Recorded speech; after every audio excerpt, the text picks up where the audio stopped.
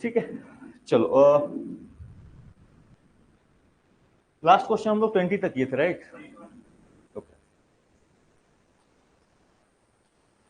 19, 20,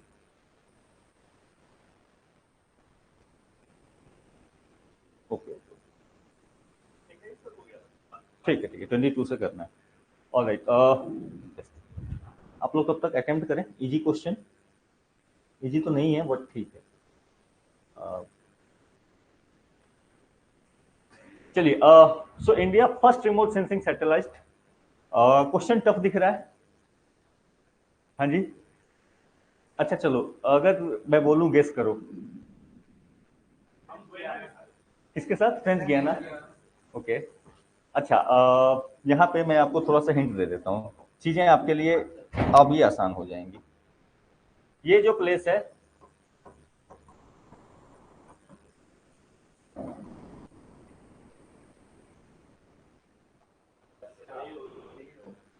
ठीक है, तो ये क्वेश्चन जो है स्पेसिफिक, इसका आंसर बाइकोनूर ही है। रीजन बीइंग कि ये जो साइट था, इनिशियल पीरियड में हमारी जो सैटेलाइट लॉन्च किया करती थी तो रशिया के द्वारा ही हम किया करते, रशिया की मदद से ही किया करते। यहाँ पे, यहाँ से दो तीन चीजें आपको लेके चलना है कि बाइकोनूर उज्बेकिस्तान में है, रशिया का पार्ट हुआ करता था। तो इन द फ्यूचर कहीं से क्वेश्चन इंडिया के अर्ली पीरियड से आ जाए तो इस चीज को आप, इस इंफॉर्मेशन को ध्यान में रखेंगे। दूसरी चीज, यही वो साइट है जहां से स्पुतनिक लॉन्च किया गया था पहला। ठीक है, तो ये साइट उस पर्पज से भी आपके लिए इंपॉर्टेंट हो जाता है, रशिया का हिस्सा था तो इसलिए आपको इंपॉर्टेंट रहेगा। ठीक है, बाकी इनमें सभी साइट्स को आप जान रहे हैं। Sriharikota, India, Andhra Pradesh, French Guiana we have seen already. Cape Kennedy जो है, कैनेडी, ठीक है, तो कैनेडी से आपको नाम याद रह जाएगा, जॉन एफ कैनेडी। तो वहां पे उनके नाम पे यहाँ पे इन्होंने बना रखा है। ठीक है, तो ये यहाँ पे कुछ वही था कि बाइकोनूर आपको याद रखना है, that is in the Uzbekistan, और उसके बेसिस पे आप क्वेश्चन जो है इसको सॉल्व कर लेंगे। ठीक है,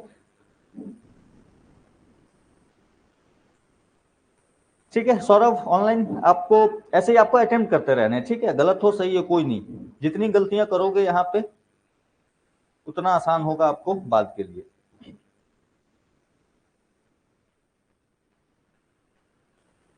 चलिए, इसके बाद नेक्स्ट क्वेश्चन, ये लॉजिकल क्वेश्चन है, ठीक है, कि in which of the following activities are Indian remote sensing satellites are use?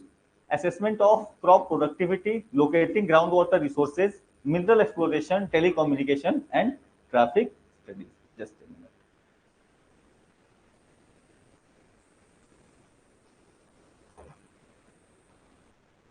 चलिए, टाइम लीजिए बट अच्छे से सोच के इसको अटेम्प्ट कीजिए। रिमोट सेंसिंग है, किस पर्पज के लिए यूज होता होगा, और इनमें से कौन कौन से पर्पज हैं जो रिमोट सेंसिंग के द्वारा आप फुलफिल कर पाएंगे। 4 and 5, okay, anyone with D? D, okay, okay, आप बी। बोलो बोलो बोलो, गलत होगा कोई इशू नहीं है, अटेम्प्ट करना बड़ी बात है, गलत होना नहीं होना फर्क नहीं पड़ता। एक के साथ कोई है? 1 2 3, अच्छा, तुम भी, ओके, बाद में चेंज नहीं करोगे। बी के साथ कौन है? एक। सी? सी के साथ कोई नहीं। डी, एक, दो।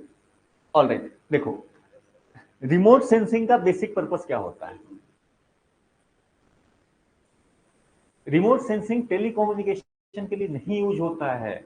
मैं आपको बार बार बहुत ब्रीफ में बता चुका हूं, रिमोट सेंसिंग का जो बेसिक आइडिया है कि आपके रिसोर्सेज को एक्सप्लोर करने का जो बेसिक आइडिया होता है वो रिमोट सेंसिंग के द्वारा आप करते हैं। ठीक है, दैट्स द बेसिक पर्पस। आप सेंस कर रहे हो ना, नाम से सोचो, चलो छोड़ दो बाकी टेक्निकलिटी हटाओ। रिमोट सेंसिंग, दूर से चीजों को सेंस कर रहे हो, you are trying to find out कि यहाँ पे है क्या। That's the basic purpose. Remote sensing में आप देखो कि क्या आप क्रॉप प्रोडक्टिविटी को एसेस कर सकते हो कि नहीं। तो रिमोट सेंसिंग क्या करती है जनरली, रिमोट सेंसिंग सैटेलाइट कैसे काम करती है, एक बहुत ब्रीफ आइडिया देता हूं। हर सरफेस का, जब लाइट पड़ती है, हर सरफेस से एक स्पेसिफिक वेवलेंथ की लाइट बाउंस बैक होगी। जैसे कि अगर मान लो कि आपको पेड़ पौधे हैं कहीं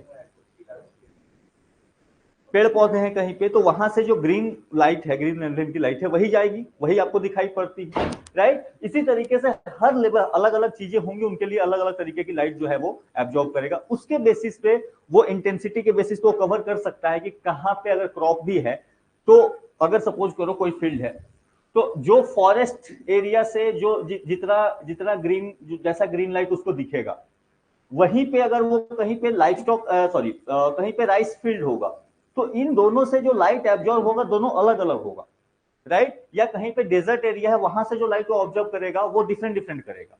उसके बेसिस पे वो एसेस कर पाता है कि अच्छा यहाँ पे क्या चीज अवेलेबल है, राइट। तो crop productivity in the sense वो ये कर लेता है कि अच्छा कितने एरिया में कौन सा क्रॉप लगा हुआ है, उस बेसिस पे उसको पता चलेगा क्रॉपिंग पैटर्न यहाँ पे क्या है। ये काम आपको रिमोट सेंसिंग चीजें कर सकती है, कम्युनिकेशन सैटेलाइट नहीं होते हैं, ठीक है। ये क्या करते हैं, ये बार बार चक्कर लगाते हैं एरिया के चारों तरफ, उसको उसको मैप करते हैं, और मैप करने के बाद they try to find out कि किस तरीके से चीजें चल रही है। दूसरा, अगर आप क्रॉप प्रोडक्टिविटी कर सकते हो, मैंने आपको पहले ही बताया रिसोर्स एक्सप्लोरेशन के लिए यूज होता है, water is itself a resource, ठीक है। तो वाटर रिसोर्सेज को एक्सप्लोर करने का काम ये कर सकता है, इवन द ग्राउंड वाटर, ठीक है। आप थोड़ा सा कंफ्यूज हुए होंगे ग्राउंड वाटर को लेकर के, लेकिन अगर ये मिनरल्स को एक्सप्लोर कर सकता है तो डेफिनेटली ग्राउंड वाटर को भी एक्सप्लोर कर सकता है, राइट। तीसरा मिनरल एक्सप्लोरेशन तो है, ये तो ऐसे ही हटा दिया हमने, टेलीकम्युनिकेशन के लिए रिमोट सेंसिंग सैटेलाइट्स का यूज होता ही नहीं है।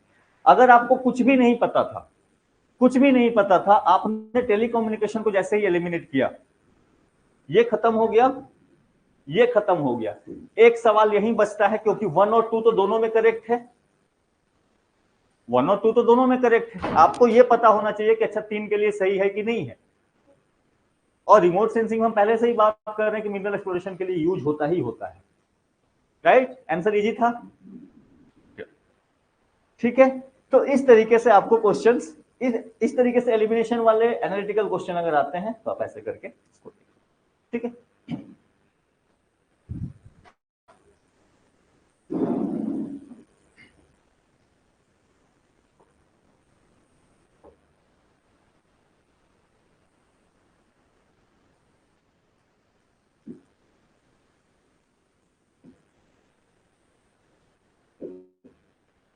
Which of the following is a spacecraft?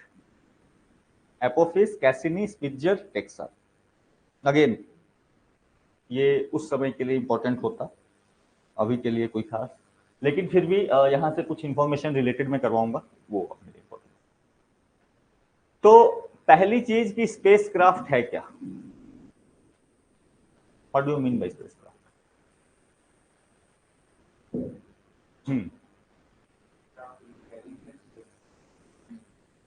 जो इंटरस्टेलर स्पेस में जाता है, नहीं स्पेस में जाता हो, दैट्स द स्पेसक्राफ्ट। अच्छा अच्छा, मुझे एक चीज बताओ, स्पेसक्राफ्ट और सैटेलाइट के बीच में क्या डिफरेंस होगा? कैरियर होता है और सैटेलाइट वहां पे जाके बैठेगा। Satellite, moon is a satellite, है ना। देखो यहाँ पे इन्होंने टर्म एक्चुअली 100% टेक्निकली सही टर्म यूज नहीं किया है, उनको यूज करना चाहिए था स्पेस प्रोब, ठीक है, क्योंकि ये जो यहाँ पे ऑप्शन दिया हुआ है इन्होंने स्पेस प्रोब कर दिया हुआ, खैर ठीक है। स्पेस क्राफ्ट और सैटेलाइट का एक बेसिक डिफरेंस है, वो डिफरेंस ये है कि जो सैटेलाइट होते हैं वो किसी बॉडी के चारों तरफ घूमते हैं, ऑर्बिट करते हैं। आप देख लो, आप जितने भी सैटेलाइट देखोगे दे आर ऑर्बिटिंग, और नेचुरल प्लैनेट हो या एस्टेरॉइड कुछ भी हो, बट उसके चारों तरफ घूम रहे हैं।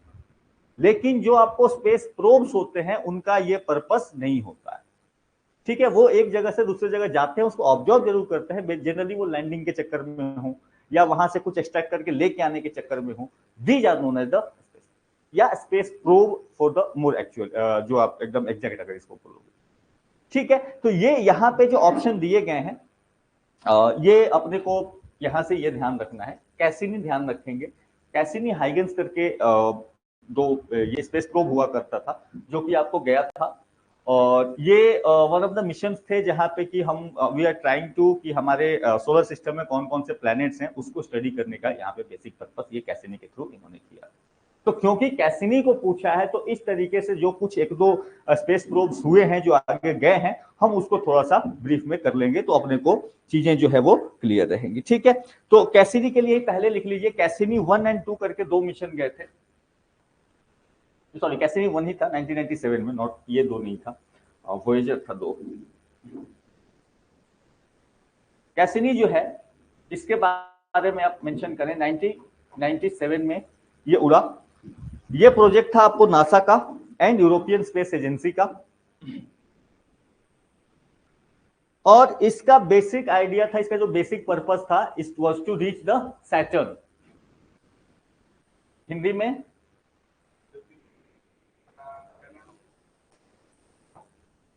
हाँ जी, हाँ, ये जो प्रोजेक्ट था Cassini, this was from NASA,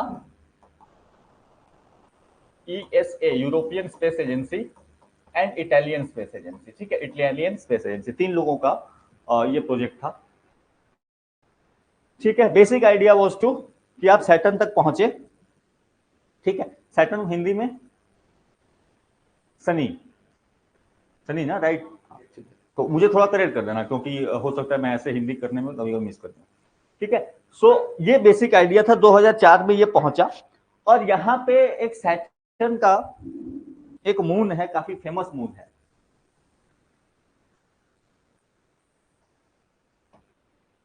ठीक है, तो टाइटन के मून पे एक यहाँ पे रोबोटिक, आप रोबोट कह सकते हो या रोवर कह सकते हो, वो उतरा था, उसका नाम था हाइगेंस। ठीक है, तो कई बार इस मिशन को एक साथ कैसिनी हाइगेंस मिशन भी इसीलिए कहा जाता है। कैसिनी वाज द स्पेसक्राफ्ट, हाइगेन क्या था, हाइगेन जो था ये आपको रोवर। ठीक है, रोवर प्रज्ञान याद है, अभी काफी न्यूज में चला। ठीक है, तो उसी तरीके से ये आपको हाइगेंस जो था ये रोवर आपको रोवर था, और ये आपको वन ऑफ द स्पेसक्राफ्ट जो था, जो कि आपको सोलर सिस्टम को में क्या क्या चीजें हैं, उनका क्या फीचर्स है, उसको एक्सप्लोर करने के पीछे ये आपको रहा। ठीक है, तो इसको ध्यान रखेंगे। अच्छा, इसके अलावा इससे पहले जो स्पेसक्राफ्ट गया था, सबसे पहला जो स्पेसक्राफ्ट था, क्योंकि हम इससे रिलेटेड कर रहे हैं तो इसको साथ ही में कर लेते हैं, दैट वाज द वॉयेजर 1 और 2। ये आपको गए थे 1977 में ही सबसे पहले, नासा ने लॉन्च किए to explore the solar system. अभी भी है, अभी भी है, हाँ अभी भी, अभी भी, इसीलिए इनको कर भी रहे हैं क्योंकि अभी भी एक्टिव है। 2-4 साल में कभी न्यूज आ जाएगी कि अच्छा यहां से कोई सिग्नल पकड़ में आ गया। ठीक है, तो इसलिए इसको कर लेंगे। ठीक है, तो वॉयेजर 1 और वॉयेजर 2,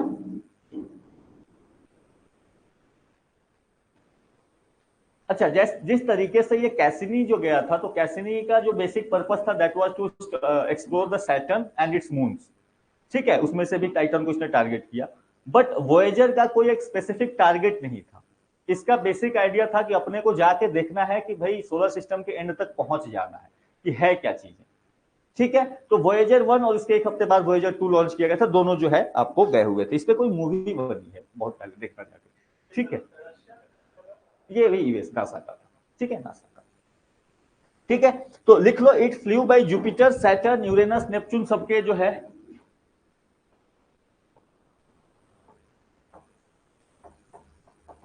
जुपिटर, सैटर्न, जुपिटर मतलब हिंदी में जुपिटर का बृहस्पति। ठीक, चलो,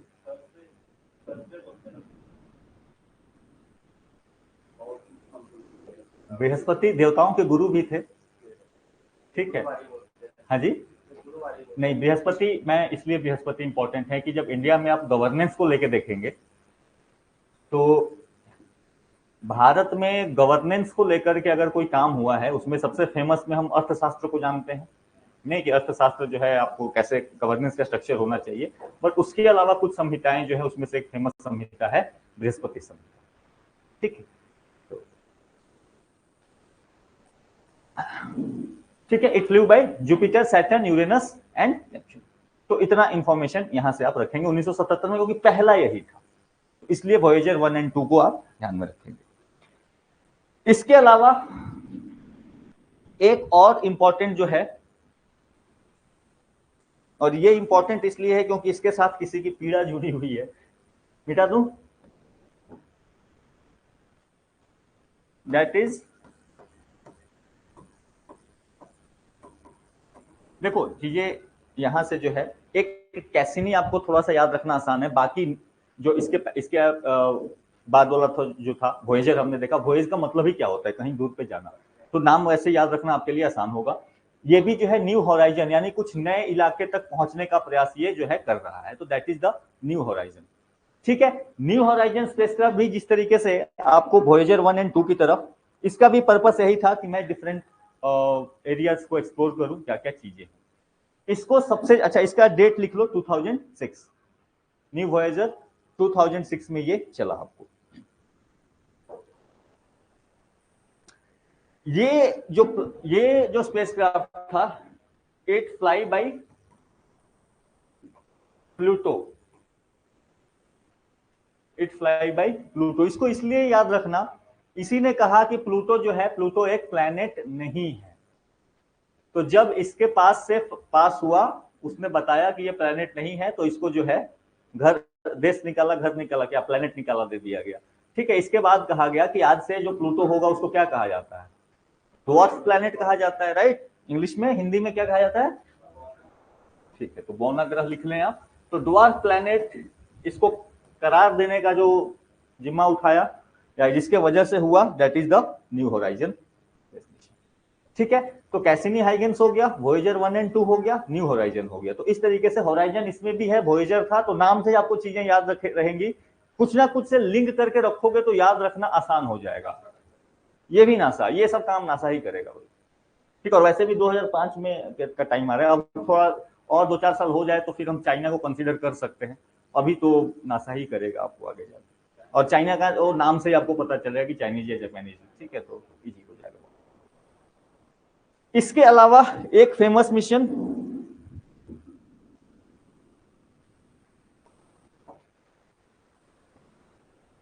जूनो मिशन,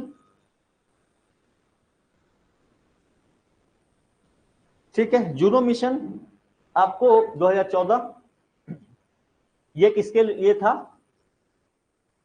जुपिटर, जू से जूनो, जू से जुपिटर, ठीक है, इसको जुपिटर को स्टडी करना था, तो जूनो मिशन आपको और जुपिटर को स्टडी करने के लिए गया था। हाँ जी, नासा ही है, उतना पैसा उन्हीं के पास है ना। यूएसए साहब 1980s के बाद ना वो नहीं रहा, वो बात ही नहीं रही, खत्म ही हो गया। अब भाई सीधी सी बात है, पैसा ही नहीं रहेगा, आपकी इकोनॉमी टूट चुकी है, तो कहां से आप पैसे इतना खर्च कहां से करोगे? हाँ, बर्फ में है ना, आएगा देखना, आर्कटिक को थोड़ा सा मेल्ट और होने दो, ठीक है, जब तेल के भंडार खुलेंगे तो आएगा।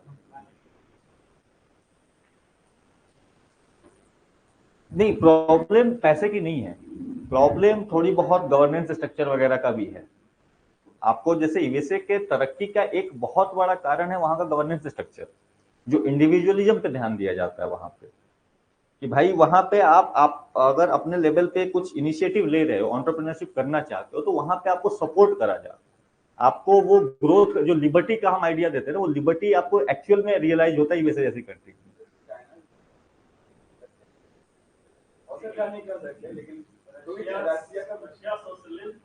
हाँ, चाइना स्टेट कैपिटलिज्म है, वो एक form of government state capitalism कहा जाता है जिसको, वो है। ठीक है, चलो उस डायरेक्शन में जाएंगे। जूनो, जुपिटर, अच्छा, इसमें आने वाला एक मिशन है जो कि बहुत जल्द आपको दिखेगा,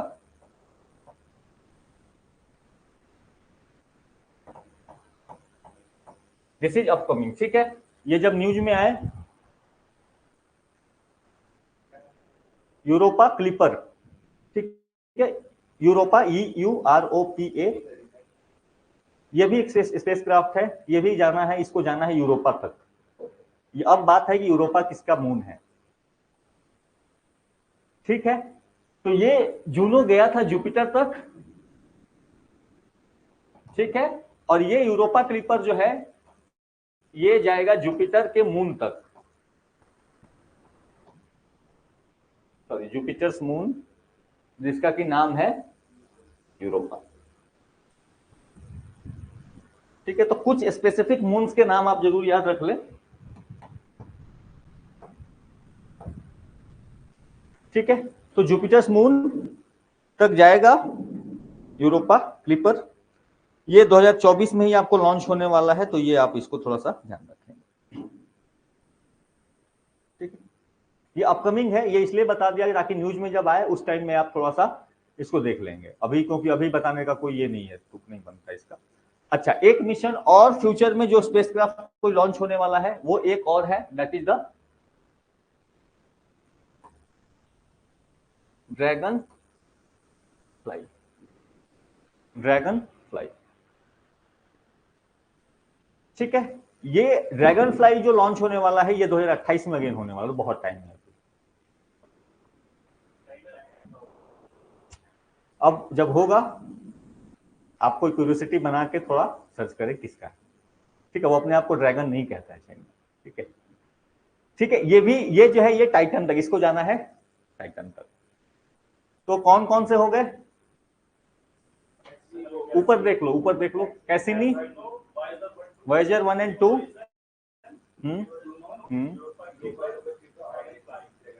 ठीक है, इतने 5-6 इनफ है, इसमें आप फिल करेंगे। दो ही आपको यूरोपा एंड ये भी करना है। ठीक है, हाँ जी, ये भी नासा और बाकी लोग कंट्रीज यहाँ पे मिलके, यहाँ पे बहुत सारी कंट्रीज के मिलके, इसमें कोई ऐसा नॉर्मली जो होता है इस तरीके के मिशन कोई एक कंट्री करती नहीं है।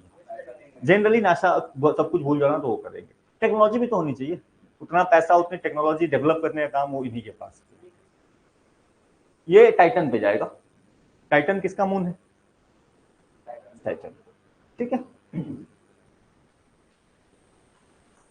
तो ड्रैगन फ्लाई इसका जो टारगेट है that is the Titan.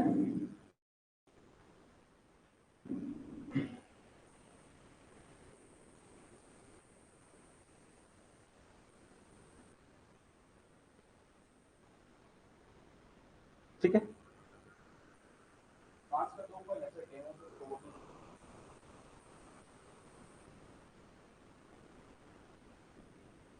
Done हो गया।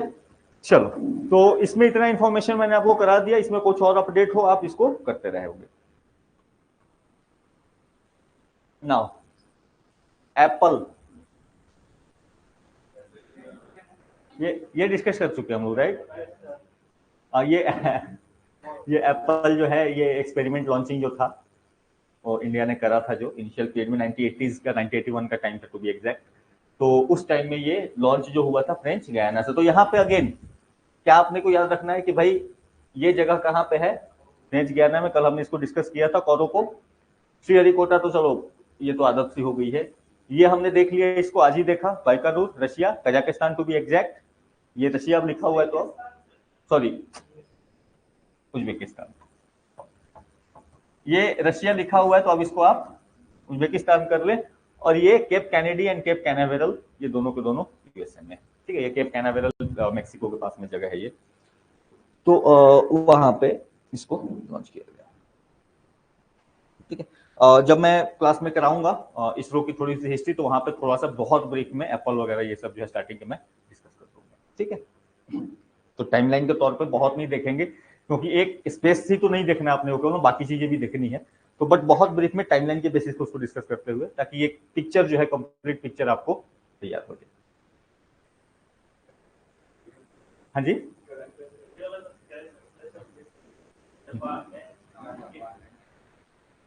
लोग भी करंट अफेयर है तो बताओ, ध्यान से पढ़ो, क्वेश्चन ध्यान से पढ़ो पहले।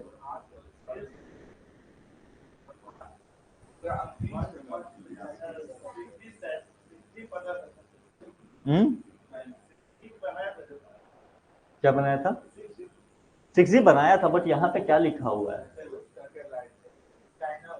6G सैटेलाइट है ये। ठीक है, 6G की टेस्टिंग सबसे पहले जापान ने करी थी, लेकिन पहला सैटेलाइट जो भेजा वो चाइना ने। ठीक है, तो करंट अफेयर्स का इसमें बहुत ज्यादा कुछ है नहीं, इन्होंने भेजा था। हम भी भेजेंगे अभी आने वाले टाइम में, अभी तो टाइम हम सीधा 10G जाएंगे, क्या छोटा छोटा। नहीं, अभी अभी जो टिटबिट है वो 5G 6G से अलग हटके क्वांटम कंप्यूटिंग पे फोकस है। ठीक है, तो क्वांटम कम्युनिकेशन हमारा फोकस भी कहीं ना कहीं नेशनल क्वांटम मिशन के अंदर में हमारा फोकस भी है कि हम क्वांटम कम्युनिकेशन को स्टैब्लिश कर सकें। तो वो शायद इनसे कहीं ज्यादा बेहतर, कहीं ज्यादा फास्ट होगा। तो माइट बी, लेट्स सी, अभी फ्यूचर की बातें हैं। तो ये सिंपल सी थी। फर्स्ट 6G सैटेलाइट जो है स्पेस में, दैट इज चाइना। 6G का टेस्टिंग जो पहली बार करा था, दैट वाज बाय। ठीक है, तो ये फैक्ट बेस्ड क्वेश्चन है, इसमें कुछ अलग करने को है नहीं।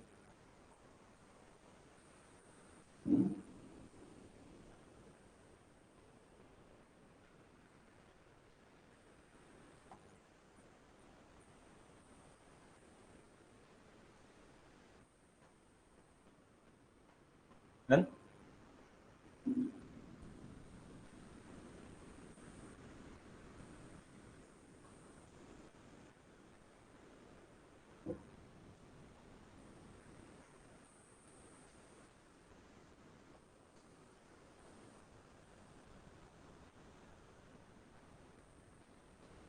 अगेन ये एक फैक्ट बेस्ड इंफॉर्मेशन और काफी डिटेल करके इन्होंने पूछ लिया।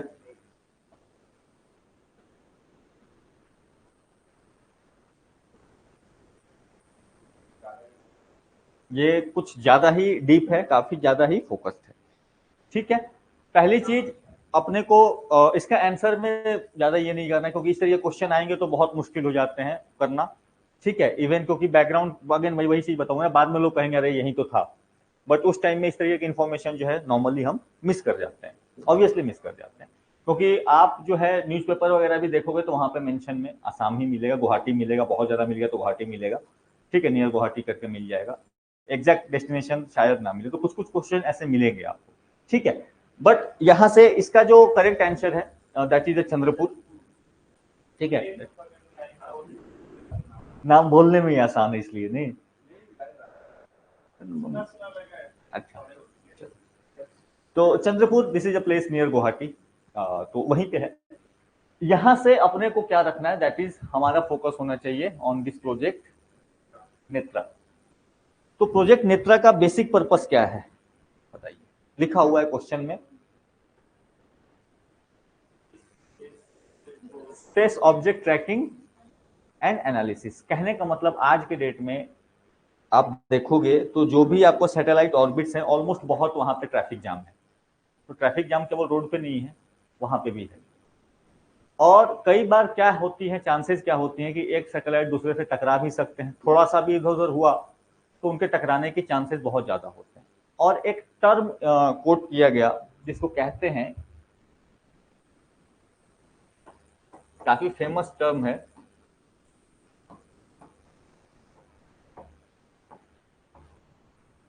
ठीक है, केसलर सिंड्रोम। इसमें इन्होंने ये बताया कि मान लो किसी भी कारण से कोई एक स्पेसक्राफ्ट में कुछ गड़बड़ी हुई, वो जाके किसी से दूसरे से टकराया।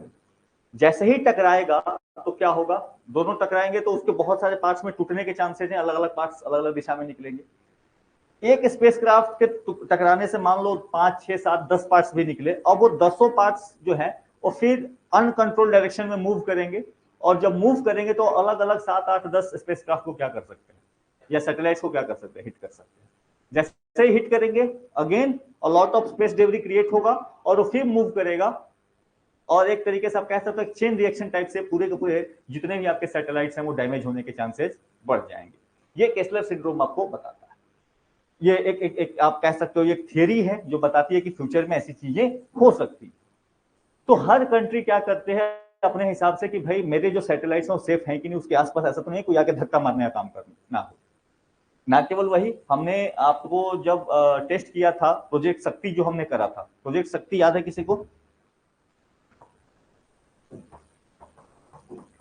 ये याद है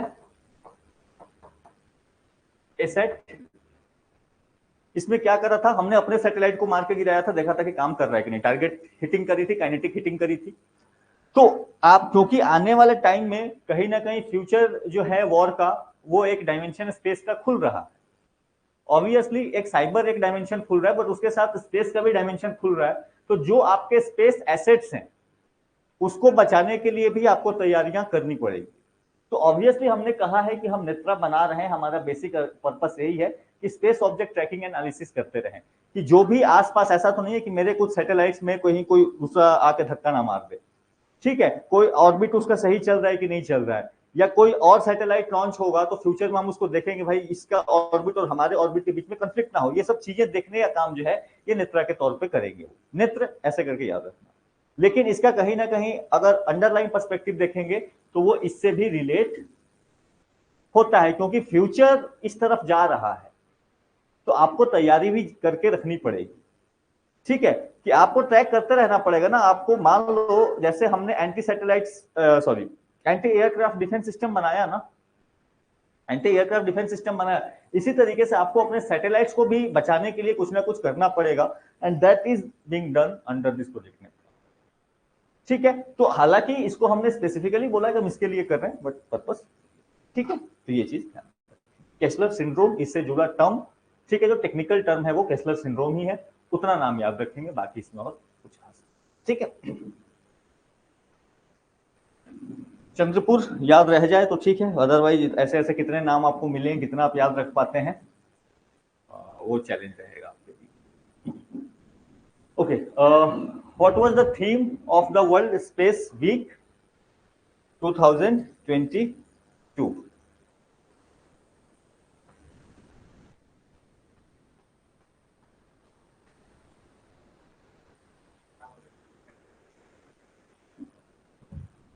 गेस करो, गेस ही करना है ना,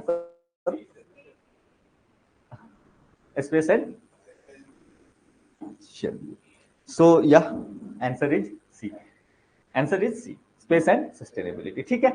ये चीज ध्यान रखना कि ये क्यों इंपॉर्टेंट है, क्योंकि एक बार पूछा गया आपसे तो अगली बार भी चांसेस बनी रहती है पूछे जाने की। अब जो है ये वर्ल्ड स्पेस वीक जो है, तो इसको आप नोटिस में रखेंगे, ये आपको मनाया जाएगा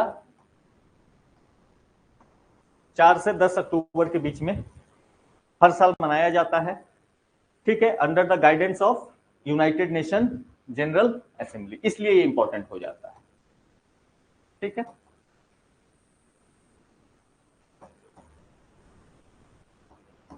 यूनाइटेड नेशन जनरल असेंबली हर साल 4 से 10 अक्टूबर मनाया जाएगा, तो 4 से 10 अक्टूबर के बीच में एक बार खोल के देख लेना, आ ही जाएगा न्यूज में, ठीक है।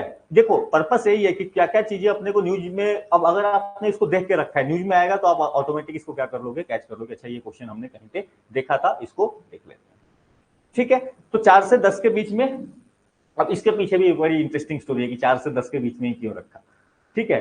तो 4 जो है 4 अक्टूबर को पहला स्पुतनिक लॉन्च हुआ, 4 अक्टूबर 1957, ठीक है। तो इसलिए 4 को इन्होंने चूज करा, और 10 को जो है आउटर स्पेस ट्रीटी साइन हुई थी, तो इसके लिए इन्होंने इसको ले रखा है। स्पुतनिक लॉन्च का डेट है, और ये जो है outer space treaty came into force. कौन सा? नहीं, किसने कह दिया खत्म होने को? ऐसी गलत अफवाह किसने फैला दी? नहीं नहीं, इसमें अब इस पे बातें हो रही है कि इसको थोड़ा सा अमेंड करा जाए, ये काफी पुराना हो चुका है, अब सारे कंट्रीज एक साथ एक प्लेटफॉर्म पे आ नहीं रहे थे, तो अमेरिका ने कहा कोई नहीं, मैं अपना आर्टेमिस एक और साइन करवा लेता हूँ, ठीक है। तो आर्टेमिस जो है वो उन्होंने साइन करा, but outer space treaty still, ठीक है। तो आउटर स्पेस ट्रीटी थोड़ा सा देखेंगे इसको बाद में, अभी नहीं। अक्सर लॉज तभी तक होते हैं, ठीक है, खास करके वर्ल्ड लेवल पे, वर्ल्ड ऑर्गेनाइजेशंस जो वर्ल्ड लेवल पे आप इन्फोर्स करते हो, जब तक एक पावर है या 2 पावर है तब तक ये चलती है, नहीं होगा तो फिर अपना अलग से हटके अलग बना लेंगे। आज के डेट में जो आप रीजनल ट्रेड ब्लॉक्स देखते हो, उनके आने का कारण क्या है? एक बहुत बड़ा कारण है कि वर्ल्ड ट्रेड ऑर्गेनाइजेशन का डिसफंक्शनल होना। वर्ल्ड ट्रेड ऑर्गेनाइजेशन सही तरीके से काम नहीं कर रहा है, तभी तो हमें अलग से आसियान आप साइन करा रहे हो, अलग से आप अलग अलग ग्रुपिंग्स बना रहे हो, कारण वही है, ठीक। और इतनी बड़ी बॉडीज में जब आपस में एग्रीमेंट करना भी थोड़ा मुश्किल हो जाता है, तो जब उनको लगता है कि भाई मेरा हक नहीं माना जा रहा, तो हम अपनी पार्टी बनाएंगे, ठीक है। पॉलिटिकल पार्टीज में भी यही होता है ना, ये हर जगह है, ये लॉ है। ये एक और एक चीज और भी होती है, जैसे चाइना और यूएसए का कॉन्फ्लिक्ट होना, ये हिस्ट्री बताती है ये होगा। जब भी कोई एक सुपर पावर रहा है और दूसरा सुपर पावर का राइज होना शुरू होगा या दूसरा पावर का राइज होना शुरू होगा, ऑब्वियस सी बात है कॉन्फ्लिक्ट होगा। एक एक बड़ा अच्छा सा टर्म यूज होता है, थुसाइडाइड्स, काफी फैंसी टर्म लगता है देखने में, थुसाइडाइड्स ट्रैप।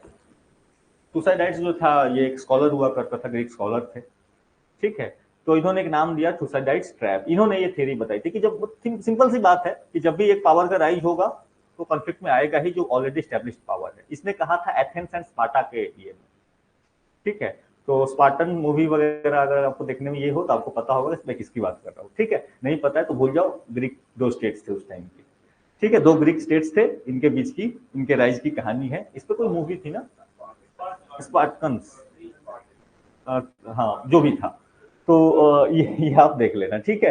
तो ये उसको लेकर के कहानी है, तो वो हिस्ट्री भी काफी अमेजिंग हिस्ट्री होगी।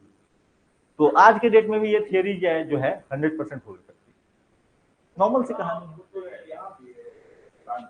हाँ जी, नॉर्मल लाइफ में भी है ना, नॉर्मल लाइफ में चले जाएंगे, पड़ोसी बगल में पैसा वाला होने लगे, ठीक है, तो जब तक बेचारा गरीब है तब तक उसको दया की दृष्टि से तुम देखोगे, लेकिन जैसे ही उसके भी भाव बढ़ने लगे तो कॉन्फ्लिक्ट में आना वो है, वो तय हो जाता है, ये आम बात है, ठीक है। चलिए, कौन सा?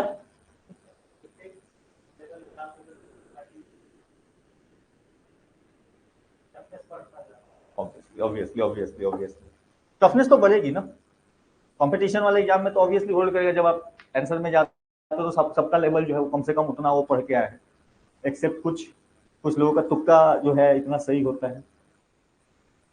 चलिए, अभी इतने क्वेश्चन करने के बाद अब आप गेस करने के काबिल हो चुके हो। देखो, क्वेश्चंस लगाने का एक फायदा होगा, ये क्वेश्चन स्टार्टिंग में मैं आपसे पूछता तो शायद मुश्किल होता आप क्लियर करना, बट इतने क्वेश्चन कर लिए हैं हमने कि अब आप गेस कर पाओगे। हम्म,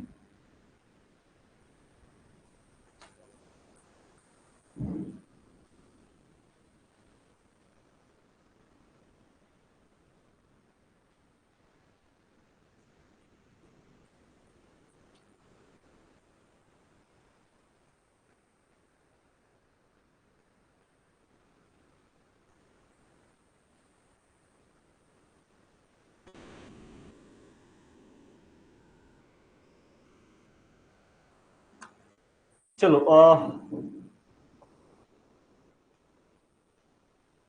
सत्यभामा, और किसी को लगता है? कोई कल्पना हो या मैथ है? कल्पना मेटसेट है, कल्पना की चर्चा हमने करी है।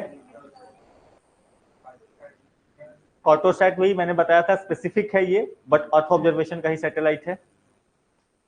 इनसेट टेलीकम्युनिकेशन की बात हो रही है, और इस तरीके के सैटेलाइट जनरली आपको एजुकेशनल इंस्टीट्यूशंस लॉन्च नहीं करेंगे, वो छोटे छोटे सैटेलाइट लॉन्च करेंगे, और इसीलिए आपका ऑप्शन जो है यहाँ पे that is Satyabhama satellite.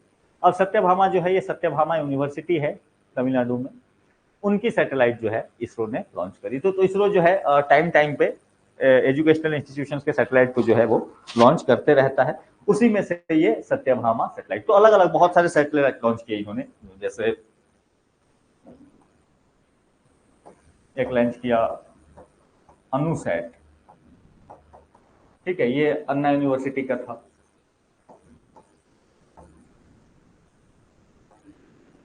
SRM set, SRM university का था, ठीक है।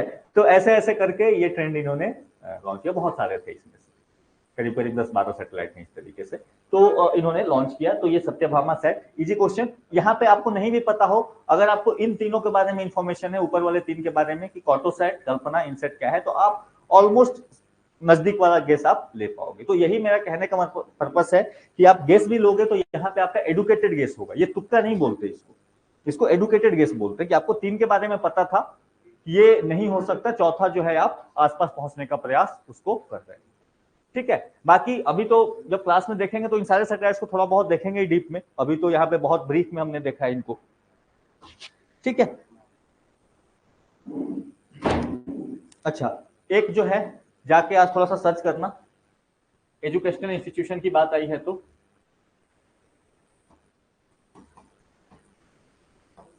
आजादी सेट, ये सबसे लेटेस्ट है जो किसी एजुकेशनल इंस्टीट्यूशंस के तौर पे, या आप कह सकते हो इसरो ने सोशल पर्पज से लॉन्च करी, आजादी सेट। ठीक है, तो ये जो है तमिलनाडु में कुछ बच्चों का बनाया हुआ सैटेलाइट है, 600 650 बच्चे थे, गर्ल्स स्पेसिफिकली, तो उन्होंने मिलकर ये सैटेलाइट बनाया और इसरो ने कहा कि लाइए भाई हम लॉन्च कर दें।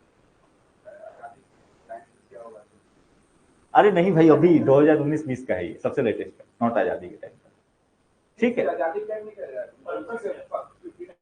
ऐसे ही इनका बेसिक आइडिया कि कैसे कैसे चीजें काम करती हैं वो थोड़ा बहुत स्टडी करेंगे, उतना पर्पस नहीं देखेंगे इनका, अदरवाइज इनका पर्पस देखने चले तो हो गया काम।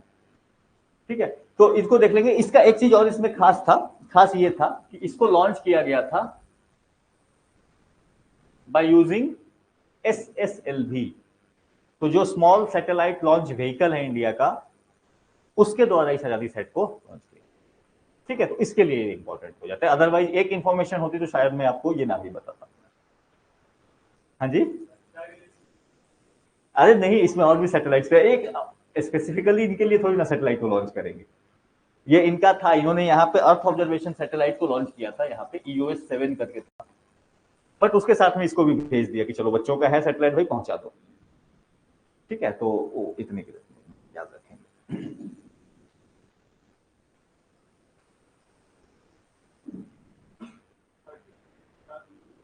क्वेश्चन नंबर 30,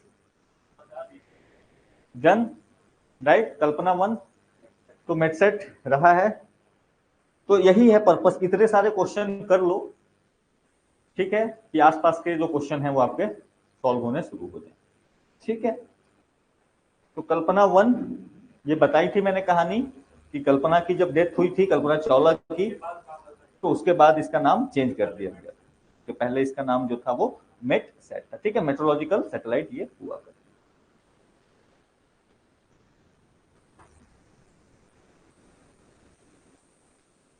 अगेन ये करंट का ही मतलब 3-4 साल पुराना हो गया, 3-4 साल क्या, ये 10 साल करीब, 10 साल से ज्यादा पुराना हो गया। सेलिन 1, चल गेस कर कितने लोगों का सही जा रहा है। चाइना, EU, जापान, USA, चारों पॉसिबिलिटीज हैं, क्योंकि चारों जो है ये आपको सैटेलाइट लॉन्चेज वगैरह तो करती हैं, तो यहाँ पे आपको कोई फायदा मिलने वाला नहीं। सोचो, चलो इसका दूसरा नाम बताऊं क्या?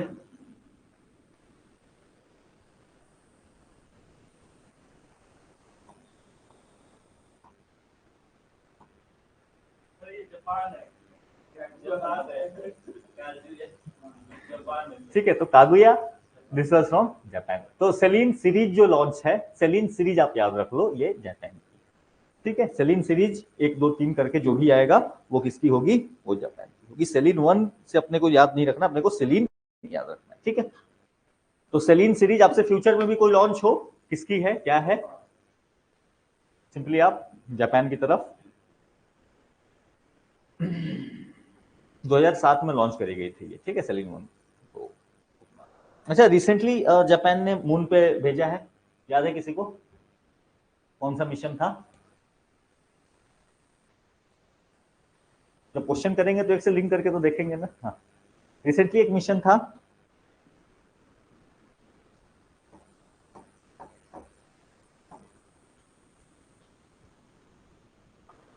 Slim mission. तो सेलिन उस साल के लिए इंपॉर्टेंट था, इस साल के लिए क्या इंपॉर्टेंट रहेगा आपके लिए? Slim mission. ठीक है, तो इसने भी अपना लैंडर एंड रोवर उतारने का प्रयास किया था यहाँ पे, that was the slim mission. ठीक है, तो स्लिम मिशन ये ध्यान रखो।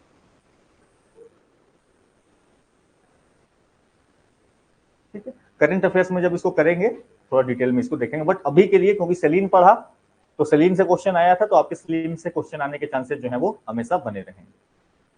ठीक है, तो 2023 सितंबर अक्टूबर, वही सितंबर अक्टूबर का टाइम। ठीक है, 2023।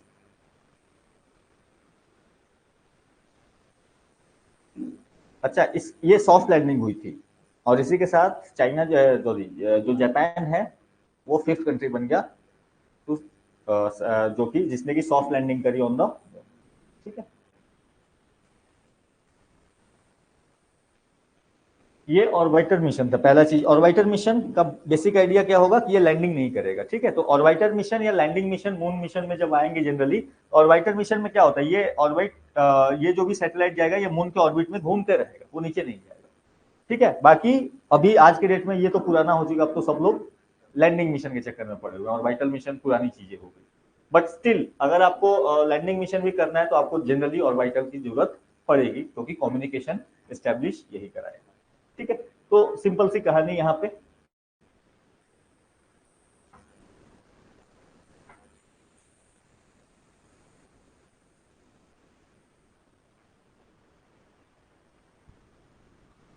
बताइए।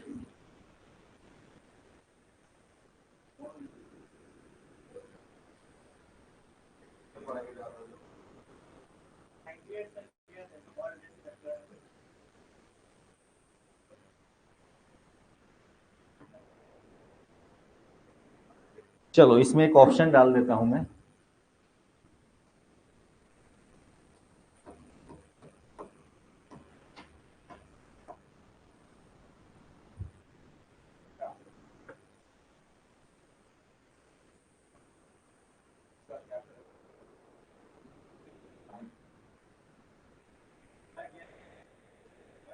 डाला गया तो ऐसे नहीं डाला होगा ना, कुछ ना कुछ सोच के डाला होगा।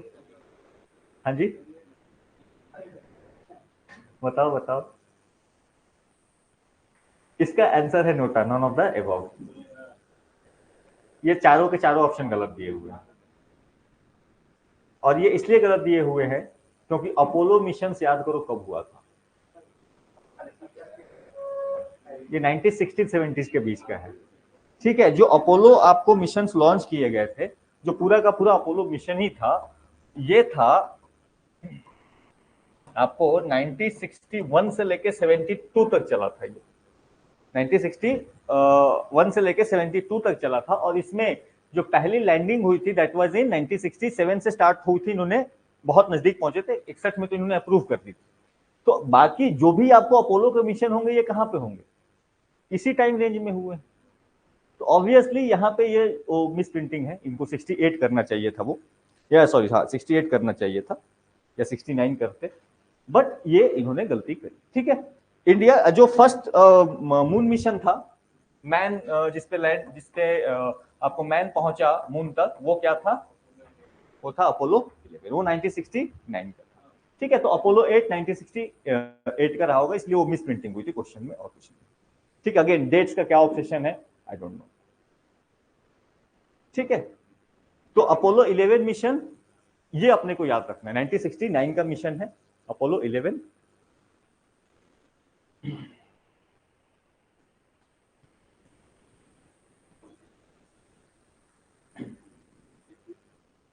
हम्म 1969, ठीक, अपोलो 11, ठीक है। ये अपोलो 8 की जो बात है वो 1968 का था, क्योंकि 67 से 72 के बीच में जितने मिशन गए थे अपोलो के, सारे 67 से आपको 72 के बीच में गए थे।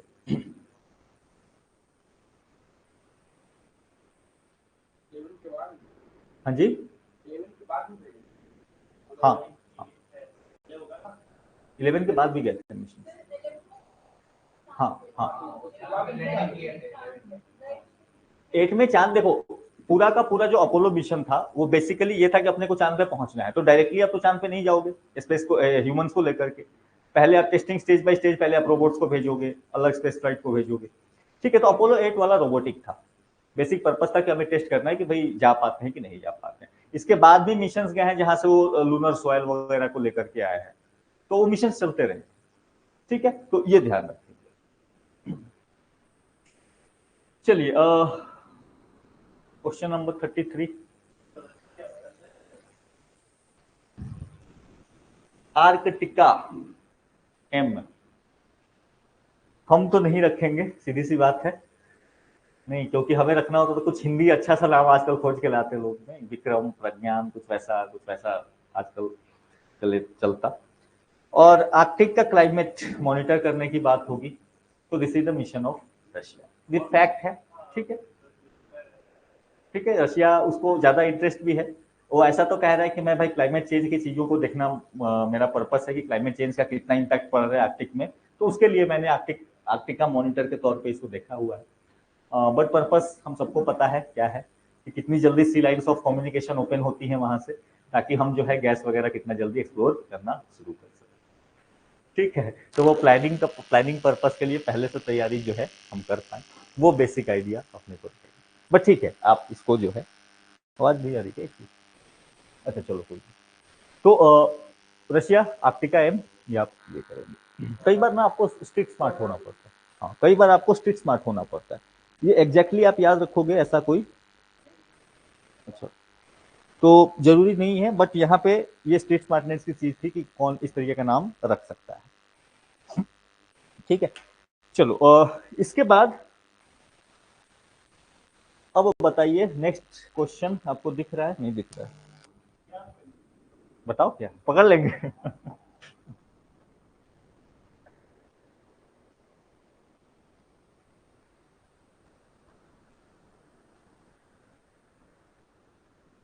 चलो, दो क्वेश्चन है और मजेदार क्वेश्चन है दोनों के दोनों। अब बताओ, पकड़ लो।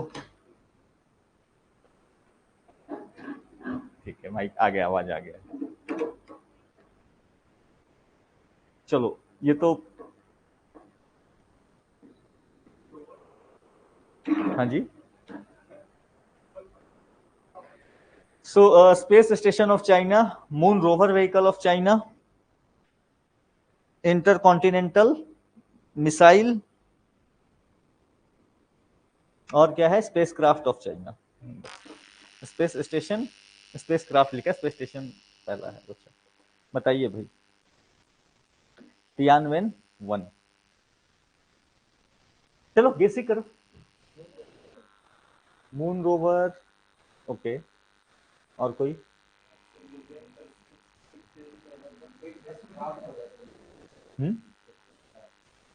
एक्चुअली इसमें से कोई भी ऑप्शन, स्पेस क्राफ्ट आप इसको लिंक करके रखना पड़ेगा।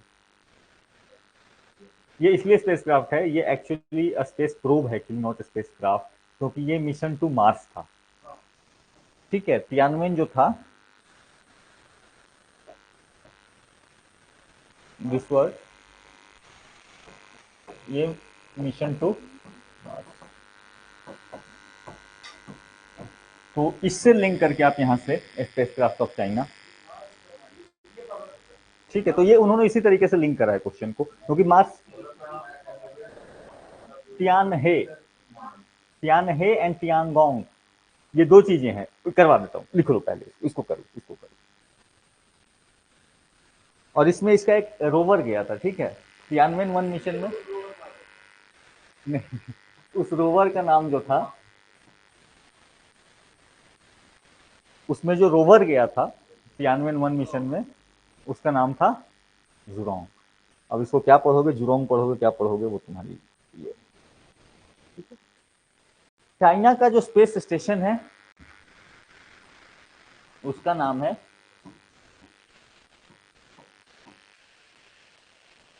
तियानगोंग। हाँ जी, ठीक है, तियानगोंग। मेन चाइना ही है, रशिया सपोर्टिंग एक्टर थोड़ा बहुत कुछ कुछ। देखो, इंटरनेशनल स्पेस स्टेशन जो है उसमें तो बहुत सारे लोग हैं, बहुत सारे कंट्री का है, ये है। यहाँ पे ये जो स्टेशन है ये स्पेसिफिकली चाइना का है, लेकिन वही रहेगी कि भाईचारा अभी तक आपने निभाया है, आप इंटरनेशनल स्पेस स्टेशन का यूज करते रहे हो, तो क्या आप उसको करने दोगे? As a matter of diplomacy आप इसको कह सकते हो, फॉरेन पॉलिसी, हर चीज से लिंक करके। तो यहाँ पे इसने कहा कि भाई हम एक्सेस देंगे, हम आईएसएस का करते रहे तो हम भी देंगे। तो रशिया इसमें सपोर्टिंग ब्रदर के रोल में थोड़े बहुत इनको चीजें सप्लाई करने का। तियांगोंग का जो मतलब होता है वो होता है पैलेस इन हेवन। ठीक है, तो ये इस तरीके से, तो उनका है कि भाई हम बना रहे हैं आसमान में जो है अपना पैलेस बनेगा। तो तियानगोंग स्पेस स्टेशन, तियान, ठीक है, तियानवान। अच्छा, इसमें मून मिशन इसका क्या था रिसेंटली? चाइना का मून मिशन भी था। हाँ हाँ, वो रोवर भी गया था इसमें। नहीं, पाकिस्तान वाला नहीं अभी। पाकिस्तान का अपना नहीं। वो रिसेंट तो भेजा था, बट उसमें मतलब नहीं, रोवर नहीं, रोवर नहीं था, रोवर नहीं।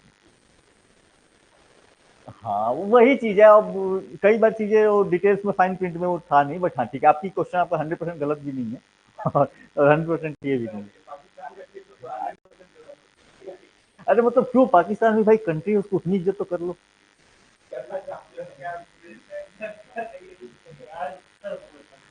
ठीक है, मून मिशन लिखो।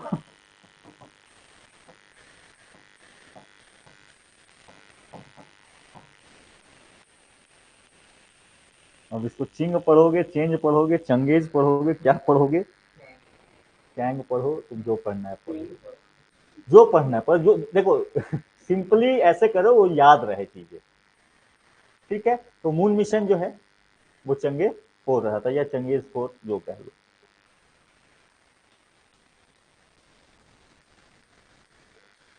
और इसका जो रोवर था,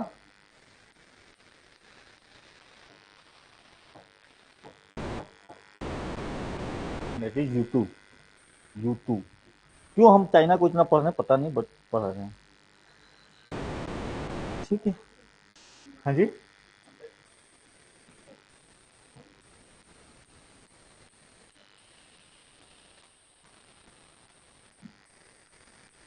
नहीं, एक्चुअली ये इसका पढ़ने का पर्पस है, स्पेस में अभी तक बातें होती थी, केवल नासा की बातें होती थी। हाँ, वो करेगा, वो चेंज सीरीज याद रखना मून के लिए है, पूरी की पूरी चेंज सीरीज जो होगी वो मून के लिए रहेगी। ठीक है। अब जैसे तियानगोंग है, तो तियानगोंग स्पेस स्टेशन है, बट उसके लिए एक स्पेशल फ्लाइट उसने लॉन्च किया था जिसको तियानहे कहा था। तो ऐसे ऐसे करके नाम जो है आपको आते रहेंगे, तो कंफ्यूज ना हो, ये आपको करेंगे परेशान। एक जगह इनको रखें आप, बाकी इसमें जो आएगा आप ऐड कर लोगे। सब कॉपी है, सब कुछ कॉपी है बाबा। हाँ,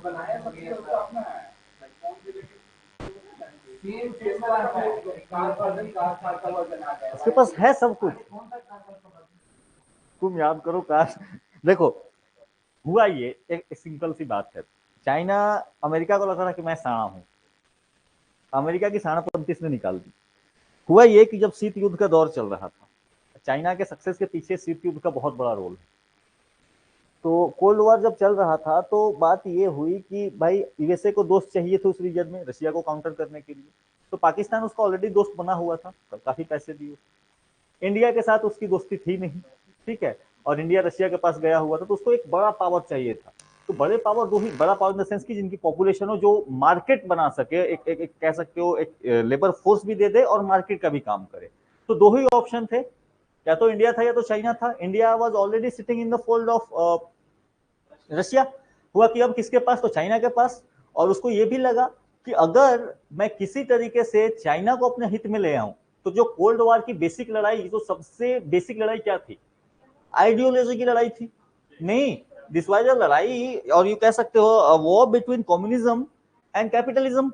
वही बेसिक आइडिया था। तो उसको था कि अगर चाइना को हम अपने फोल्ड में ले आते हैं, तो चाइना चूंकि ऑलरेडी एक कम्युनिस्ट कंट्री है, और अगर यहाँ पे इनको लग जाएगा कि भाई ये कम्युनिस्ट कंट्री अपना मार्केट ओपन करके और ये इतना अच्छा ग्रोथ कर सकता है, तो बाकी कंट्री ऑलरेडी आराम से जो है वो लाइन में आ जाएंगे। और इसके लिए यूएसए ने पर्पसफुली इन्वेस्टमेंट करने शुरू किए। पर्पसफुली, भाई अच्छा पैसा देते हैं, ये कराओ वो कराओ। चाइना का भी जो विजन था, चाइना को था कि अपने को ग्रो करना है, ग्रो करेंगे तो पैसा चाहिए। उनका तो 1947 में ही उन्होंने बात रखी है कि 100 ईयर्स का विजन लेके वो चल रहे हैं कि 2047 तक अपने को क्या बन जाना है, सुपर पावर बन जाना है। और उस टाइम में उन्होंने मार्केट ओपन करना शुरू किया। मार्केट ओपन नहीं किया, बट उन्होंने एक कंडीशन डाल दी। कंडीशन ये थी कि जब भी कोई यूएसए की कंपनी आएगी या फॉरेन कंपनी आएगी, उनको ट्रेड करने के लिए या उनको मैन्युफैक्चरिंग करने के लिए उनको यहाँ पे एक लोकल पार्टनर लेना होगा। यानी कि आप ज्वाइंट तौर पे ही आप क्या कर सकते हो, कोई भी फैक्ट्री आप स्टैब्लिश कर सकते हो, मैन्युफैक्चरिंग इंडस्ट्री आप स्टैब्लिश करना चाहते हो तो करो। लेकिन मजे की बात यह है कि वहां पे जो पैसे वाले लोग थे वो कौन थे, वो सारे वही लोग थे जो कम्युनिस्ट पार्टी ऑफ चाइना के मेंबर थे। यानी कि इनडायरेक्टली गवर्नमेंट सपोर्टेड थी। ठीक है, तो हो गई बात, पर्पस इन्होंने अपना क्लियर रखा था। आप जब कहीं पे मैन्युफैक्चरिंग करोगे तो ऑब्वियसली टेक्नोलॉजी तो लेके आओगे ना, और इन्होंने बैकडोर एंट्री करनी शुरू कर दी, ऑब्वियसली। हाँ हाँ हाँ हाँ हाँ हाँ, चाइना ने जम के किया ये काम, चाइना। और आज के डेट में सबकी हालत खराब क्यों है? आपको क्या लग रहा है यूएसए हमारे साथ इतनी अच्छी दोस्ती क्यों कर रहा है? उसको दिख रहा है कि भाई काउंटर अपने को चाइना को करना होगा, और आज के डेट में यूएसए भी फंसा पड़ा है, क्योंकि दुनिया में जितने भी चिप्स बने हैं आज की डेट में, तो मैक्सिमम 80 to 90% इवन जो मिलिट्री यूजेज में है वो चाइनीज या ताइवान के मैन्युफैक्चर्ड। और फ्यूचर जो होल्ड करता है वो कहीं ना कहीं आपका सेमीकंडक्टर इंडस्ट्री होल्ड करता है, और सेमीकंडक्टर बनाने के लिए 2-3 चीजें चाहिए होंगी।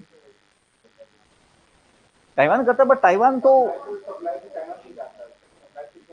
नहीं, ठीक है, वो चाइना कंट्रोल करता, मैन्युफैक्चरिंग करता है। कहने का मतलब सेमीकंडक्टर इंडस्ट्री, अगर आप अपने आप को वहां से डिहाइफनेट भी करना चाहेंगे चाइना से, आपको बनाने के लिए 2-3 चीजें चाहिए। एक तो आपको सिलिकॉन चाहिए, ठीक है, रेयर अर्थ चाहिए होंगे। इसके अलावा आपको चाहिए होगा साफ पानी। क्लीन वाटर की सबसे ज्यादा जरूरत होती है in the manufacture of semiconductor industry. और दुनिया में क्लीन वाटर, उतना प्योर वाटर कहां पे है apart from the Arctic and Antarctic? Third pole of the world, that is the Himalaya. और वो रीजन क्या है? तिब्बत, लद्दाख। तो आपको क्या लग रहा है ये ऐसे ही स्टैंड अप्स होते रहते हैं? तो कई लेयर पे, मेरा कहने का मतलब यही नहीं कि यही एक कारण है, लेकिन एक चीज कई डायमेंशन उसके हो सकते हैं, कई लेयर्स हो सकते हैं। असम में तो मैन्युफैक्चर करेंगे, कहने का मतलब प्योर वाटर, आप क्लीन वाटर आपको चाहिए होगा। अब क्लीन वाटर का जो मेन सोर्स है यही रीजन है। अब यहाँ से या तो आप ब्रह्मपुत्र इंडस को टैप करिए, या तो जो चाइना में हवांग है, येलो रिवर, ये सब जा रही है, इनको आप टैप करिए। यही रिवर्स है आपके पास, और चाइनीज रिवर्स ऑलरेडी बहुत ज्यादा पॉल्यूटेड हो चुकी है, बहुत ज्यादा पॉल्यूटेड हो चुकी है।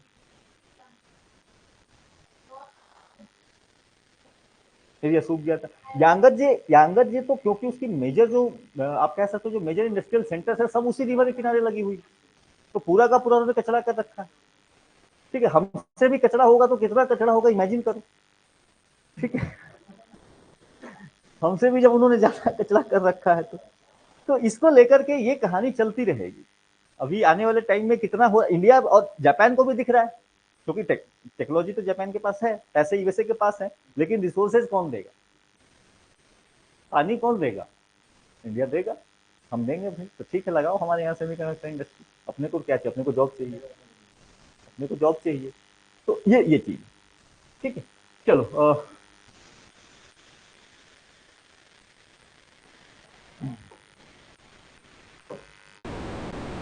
जियो stationery satellite rotates, option A, B, C, D.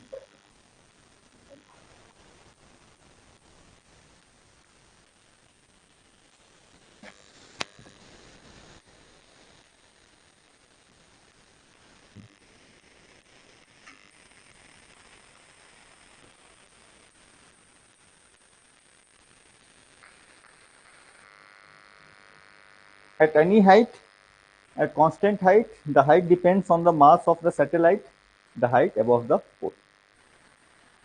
तो क्या होना चाहिए ऑप्शन? एनीवन विद ए और C at any height. Geostationary satellite का मतलब क्या था? बेसिकली कल हमने बात करी थी। तो जियो सिंक्रोनस ऑर्बिट का स्पेशल केस था जहां पे कि इक्वेटर पे वो रोटेट करता है, ठीक है। और ये हाइट जो होती है 35,35,746 किलोमीटर की होनी चाहिए, ठीक है। लेकिन लेकिन लेकिन एक चीज ये भी है, अब यहाँ पे क्वेश्चन आपको इंटरप्रेट, अगर नॉर्मल सर्कमस्टांसेस में आप जाओगे तो ये कांस्टेंट हाइट सही होगा, बट अगर आप इसको ज्यादा डीपर इंटरप्रेट करोगे तो आप उसको हो सकता है the height depends on the mass of the satellite. ये मास नहीं होना चाहिए, यहाँ पे कुछ और होना चाहिए। इस केस में आंसर आपको क्लियर रखेंगे, यही होगा, ठीक है, at a constant height. But यहाँ पे मास ना देके ये करता कि एट द हाइट जो है, हाइट वो वेरी कर सकता है, हाइट कुछ स्पेशल केसेस में हाइट वेरी कर सकते हैं, बट कुछ स्पेशल केसेस में, क्योंकि आपका जियो स्टेशनरी का मतलब क्या है कि आपको अपने लोकेशन से हमेशा वो फिक्स पॉइंट पे होना चाहिए, ठीक है। तो उसके लिए height is not the one of the major requirements कि वो स्पेसिफिक, ठीक है, वो ऑर्बिट वो यूज हम करते हैं 35,746, बट थ्योरेटिकली कुछ अदर हाइट्स पे भी वो पॉसिबिलिटीज बनती है, बट यहाँ के लिए सिंपली इसको ज्यादा कॉम्प्लेक्स नहीं करेंगे, सिंपल आप रखिए at any at the constant height 35,740, ठीक है, इक्वेटर का। तो ये था आपका स्पेस को लेकर, और स्पेस को लेकर के हमने इनफ क्वेश्चंस यहाँ पे किए हैं और थोड़े बहुत करेंगे ही आगे। और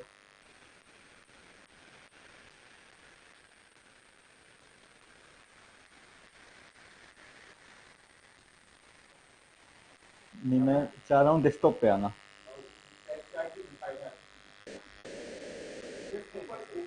अच्छा ऐसे है। ये तो कुछ और ही आ जाता है। तो कोई नहीं, हटाओ ये।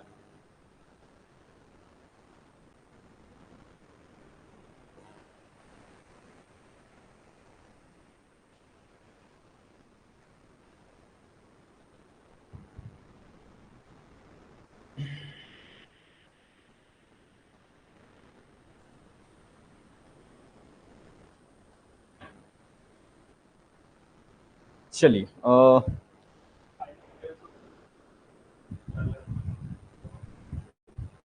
तो थोड़ी सी रॉकेट एंड इंजन टेक्नोलॉजी, और ये आपके लिए इसे आसान रहेगी। तो क्रायोजेनिक टेम्परेचर स्टैंड्स फॉर, हाँ जी,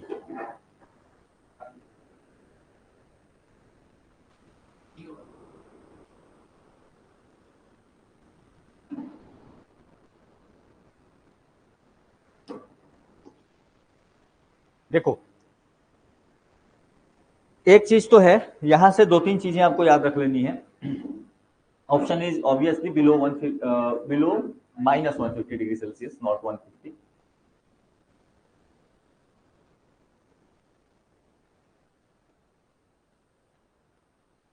इसका लिखने वाला कहाँ चला गया?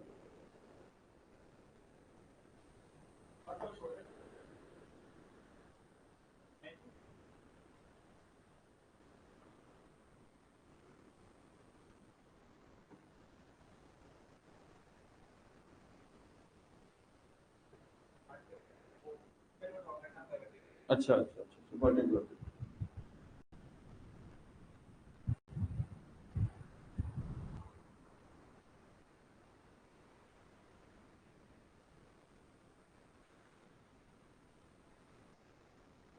ये था ना,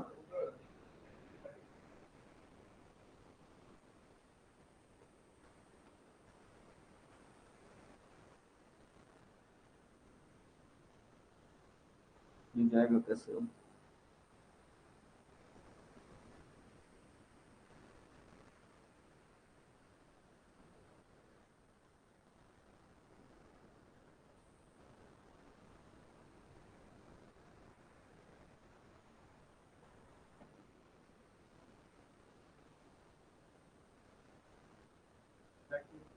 हम्म? अच्छा, इसको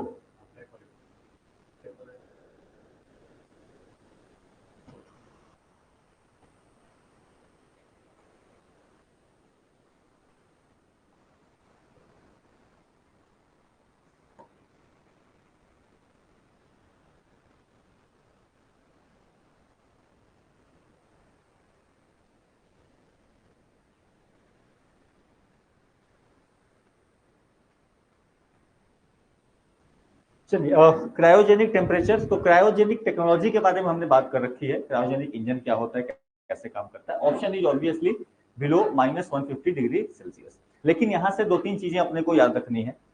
पहली चीज कि -273 डिग्री सेल्सियस की अगर बात हो, ये बिलो 150, ये ध्यान रखना, दिस इज डेफिनेटली, ये जो रेंज है ये क्रायोजेनिक टेम्परेचर कहते हैं इसको। इसके नीचे जो भी जाएगा वो हम क्रायोजेनिक के रेंज में उसको कंसीडर करते हैं। स्पेसिफिकली नॉट ओनली 150, -150 से नीचे जब आप उतर गए तो फिर इट्स ऑल क्रायोजेनिक टेम्परेचर, ठीक है। बट एक टेम्परेचर होता है -273 डिग्री सेल्सियस, इसका एक स्पेसिफिक नाम है जिसको कहा जाता है एब्सोल्यूट जीरो। तो एब्सोल्यूट जीरो को आप जरूर याद रखें। चलो, और इसके साथ ही यहां पे एक चीज आप और ये करेंगे, कन्वर्जन सबको पता है, सेल्सियस, फॉरेनहाइट, केल्विन, ये कंफ्यूज ना करें, क्योंकि कई बार हो सकता है ऑप्शन में फंसाने के लिए मैं क्वेश्चन सेट करूंगा तो जरूर कहीं ना कहीं डिग्री को, सेल्सियस को चेंज करके केल्विन करूंगा, फॉरेनहाइट करूंगा कि अभी आप क्वेश्चन कितने ध्यान से पढ़ें।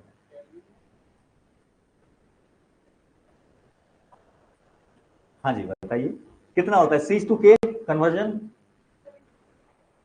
तो सिंपल सी कहानी है यहाँ पे, एब्सोल्यूट जीरो एक्चुअली ये जीरो केल्विन होता है, ठीक है, -273 डिग्री सेल्सियस यानी कि जीरो केल्विन है। तो सिंपल सी बात आप याद रखेंगे कि अगर आपको सेंटीग्रेड में चाहिए तो आप क्या करोगे, K + 273 तो डिग्री सेल्सियस से आपको केल्विन में मिल जाएगी। अगर फॉरेनहाइट में चेंज करना है,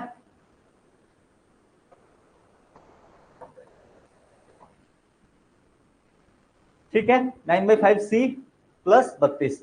बाकी इन दो इक्वेशंस के बेसिस पे अब आपको तीनों में से जो कन्वर्जन करना होगा यू कैन इजीली बताओ। मैथ्स के फॉर्मूला तुम्हारे सामने है, कैलकुलेट करो। हाँ जी, नहीं उन्होंने पूछा कहां पे सेल्सियस एंड फॉरेनहाइट सेम होता है, क्या? जीरो के, अरे बाबा, C - 273 करोगे तो ये क्या हो जाएगा, ये केल्विन हो गया और -273 है यहाँ पे। तो एक मिनट रुक जाओ, कैलकुलेशन कहीं गलत जा रहा है। Absolute zero is zero kelvin, इसको C में चेंज करो तो कितना आएगा? जीरो केल्विन को एब्सोल्यूट जीरो बोलते हैं, तो इसको सेल्सियस में लेके आओगे तो कितना हो जाएगा? सॉरी,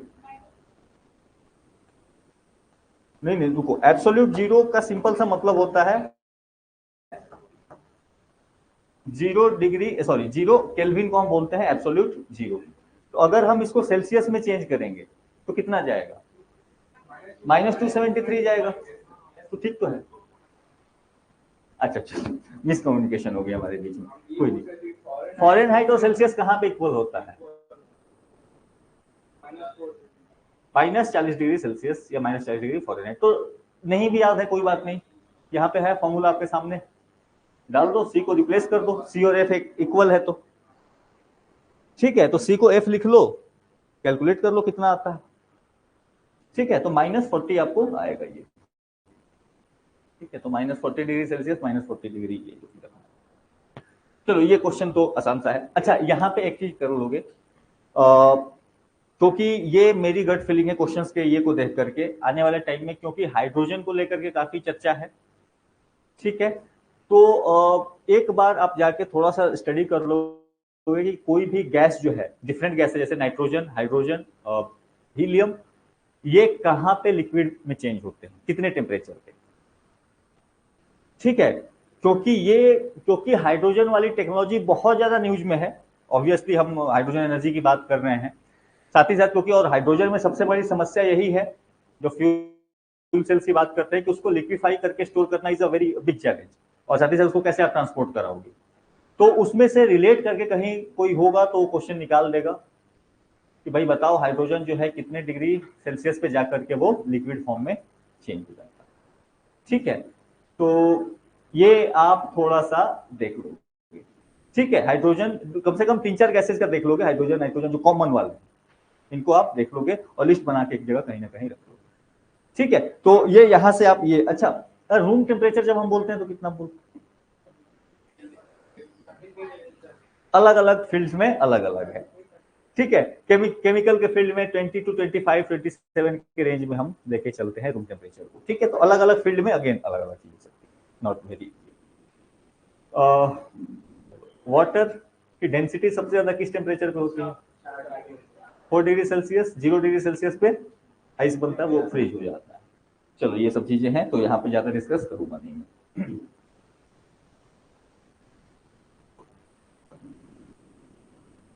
ये क्वेश्चन मजेदार है और ये आपको मैं भरपूर सोचने का मौका यहाँ पे दूंगा। अच्छा अच्छा, ऑप्शन एक ही है ना? ये तो पढ़ा दिया है नहीं। हालांकि अगर मैं बोलूं तो ये ऑप्शन, इसमें दो ऑप्शन है।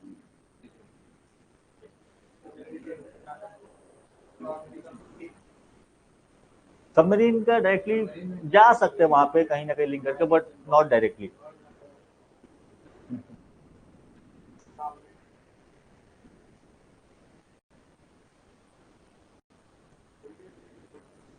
इसका जो दूसरा ऑप्शन है दैट इज डी ऑल्सो,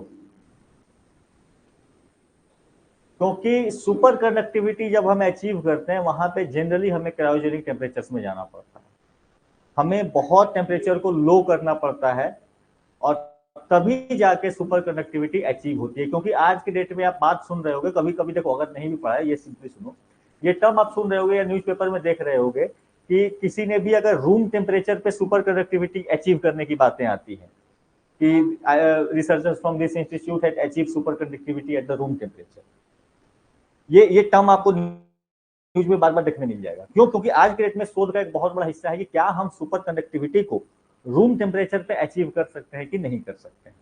क्योंकि अभी तक जो सुपर कंडक्टिविटी अचीव करी जाती है that is generally done at the cryogenic temperature और बिलो इट। तो क्योंकि जब बिलो हो गई क्रायोजेनिक, -150 से नीचे गया वो सारा क्रायोजेनिक के अंदर में, ठीक है। तो इसलिए यहाँ पे सुपर कंडक्टिविटी में जो रिसर्चेज होती है ये आपको क्रायोजेनिक्स में ही चलती रहती है। तो ये चीज यहाँ पे क्लियर है, ठीक है।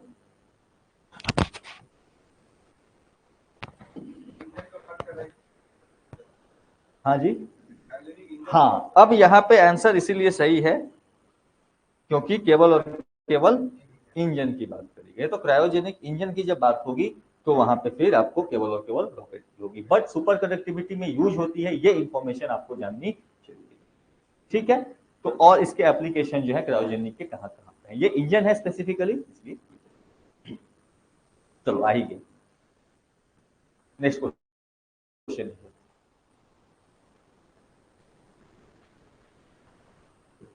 ये सुकून से बताओ, जो टर्म ना पता हो मुझसे पूछ लेना, ठीक है।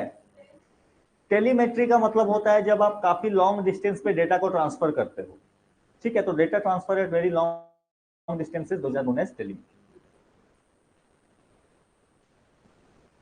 एमआरआई आप सबको पता होगा नहीं, क्योंकि भारत में बीमारियां इतनी बढ़ गई हैं, एमआरआई से सामना सबका हो जाता है।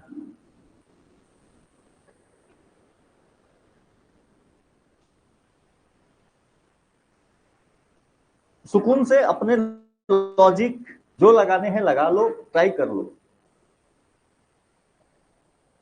अच्छा ये चीज ध्यान रखना, एमआरआई और मैग्नेटिक रेजोनेंस दोनों अलग अलग चीजें हैं, ठीक है। मैग्नेटिक रेजोनेंस इमेजिंग अलग चीज है, मैग्नेटिक रेजोनेंस अलग चीज है।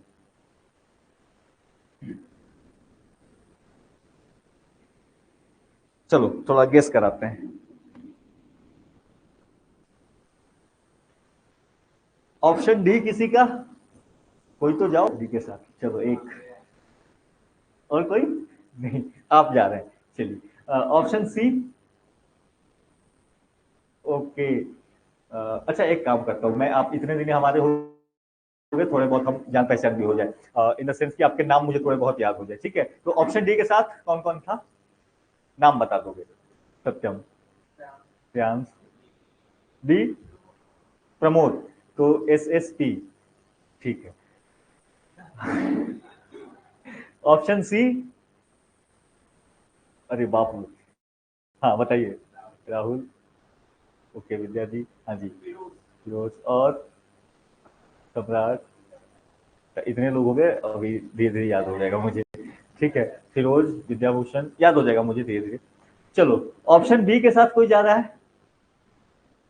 Option B, B B for ball, कोई नहीं। आप बताओ,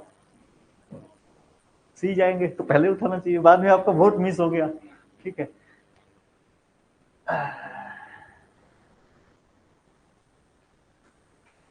ऑप्शन ए वाला कोई था?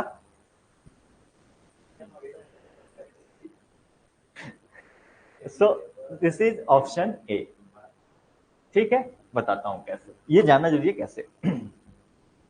देखो, मैग्नेटिक रेजोनेंस में बेसिक पर्पस जो होता है, वहां पे आपका बेसिक आइडिया क्या होता है, आपको चाहिए होगा मैंने, अच्छा इससे पहले एक चीज समझ लो कि मैंने आपको बताया कि सुपर कंडक्टिविटी के लिए आपको क्या चाहिए होता है, क्रायोजेनिक की जरूरत पड़ती है, यानी कि लो टेम्परेचर की जरूरत पड़ती है। सुपर कंडक्टिविटी का बेसिक मतलब क्या होता है?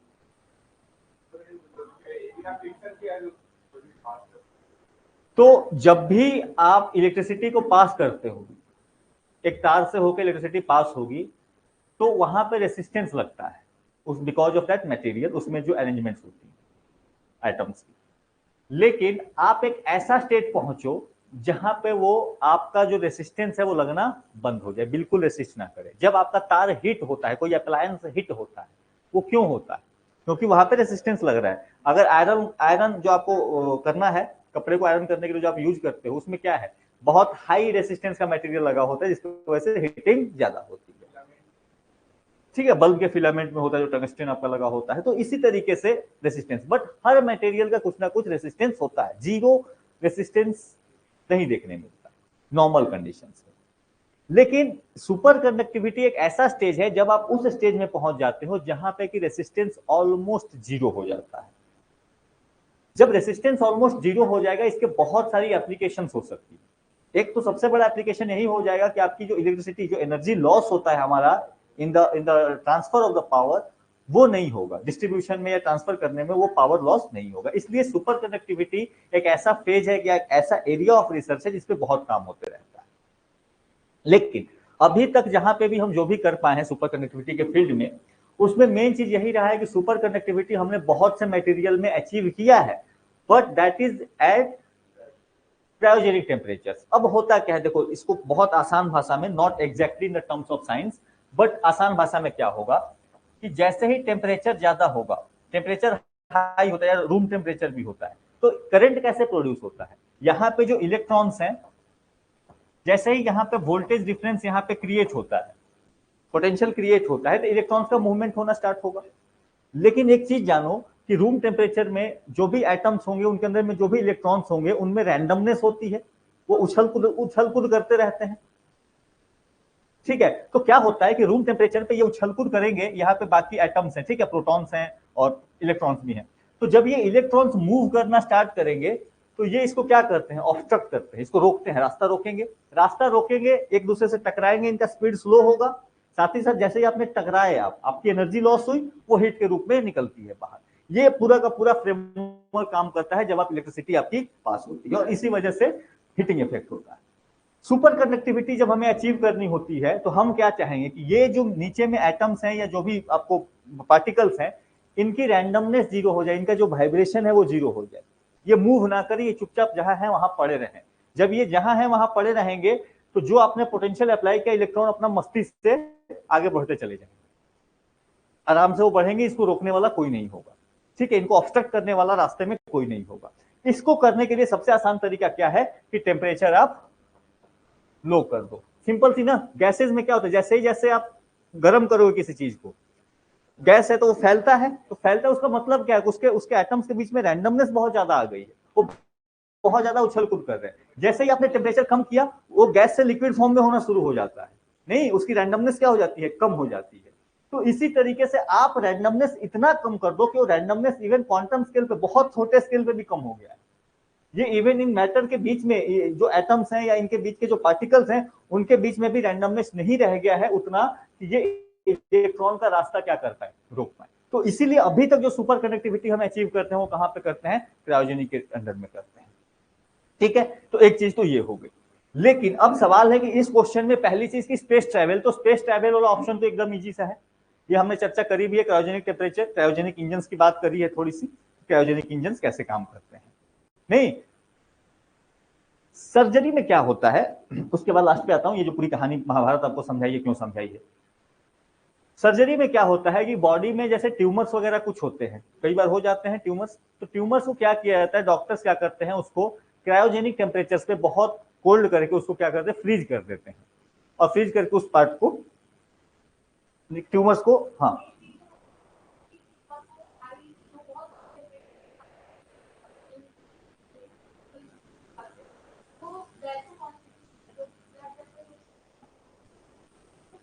ब्लीडिंग नहीं होती ऑब्वियसली, तो वो सर्जरी में भी आपको डायरेक्टली एक ब्लीडिंग वाला पर्पस भी है, दूसरा वो फ्रीज भी कर देते हैं ट्यूमर्स वगैरह ताकि उनकी ग्रोथ जो है वो कम हो जाए, तो वो सर्जरी में जो है आपको यूज हो जाती है। तीसरा जो है दैट इज एमआरआई। अब मैग्नेटिक जो आपको रेजोनेंस इमेजिंग है, इसमें जो यूज क्या किया था, इसमें यूज किया जाता है मैग्नेटिक फील्ड्स का। आपको बहुत ज्यादा स्ट्रॉन्ग मैग्नेटिक फील्ड चाहिए होते हैं, उसके बेसिस पे आपके बॉडी की इमेज जो है वो जनरेट करता है। लेकिन बहुत ज्यादा स्ट्रॉन्ग मैग्नेटिक फील्ड को जनरेट करने के लिए आपके पास दो ऑप्शन है। एक ऑप्शन तो ये है कि आप बहुत ही पावरफुल मैग्नेट्स को लेके आइए और उसके बेसिस पे आप एमआरआई मशीन बनाइए, जो कि फिजिबल नहीं होगा हर बार, क्योंकि आप मैग्नेट आपका रखा हुआ होगा तो बाकी चीजें चेयर रखोगे उसको भी खींचेगा वो नॉर्मल स्टेट में। तो उसके लिए हमने क्या तरीका अपनाया, उसके तरीका अपनाया कि हमने इलेक्ट्रिसिटी से मैग्नेटिज्म जनरेट करना स्टार्ट किया। तो बिजली भी मैग्नेटिज्म उत्पन्न करती है, जब भी इलेक्ट्रिसिटी कहीं से करंट फ्लो करता है तो वो मैग्नेटिक फील्ड भी जनरेट करता है। यानी कि एमआरआई को करने के लिए भी आप उस तरीके का अरेंजमेंट करेंगे, कॉइल बनाएंगे, जब आप बिजली दे उसमें करंट जैसे ही पास करेंगे, जैसे उसमें बिजली पास हुई वहां मैग्नेटिक फील्ड जनरेट होगा। बट इन एमआरआई में क्या होता है कि आपको बहुत ज्यादा बिजली की जरूरत पड़, यानी कि काफी स्ट्रॉन्ग मैग्नेटिक फील्ड चाहिए होता है। तो बहुत स्ट्रॉन्ग मैग्नेटिक फील्ड चाहिए होता है, उस केस में आपको यहाँ पे बिजली की भी जरूरत ज्यादा पड़ेगी, ज्यादा करंट फ्लो करना पड़ेगा। तो जब ज्यादा करंट, जितना ज्यादा करंट फ्लो होगा उतना ज्यादा हीटिंग होगी, उतनी ज्यादा हीटिंग होगी उतनी ज्यादा एनर्जी लॉस होगी, उतना ही एफिशिएंट नहीं होगा एमआरआई।